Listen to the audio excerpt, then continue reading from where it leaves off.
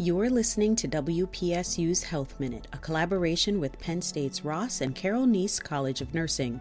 Do you travel with a first aid kit?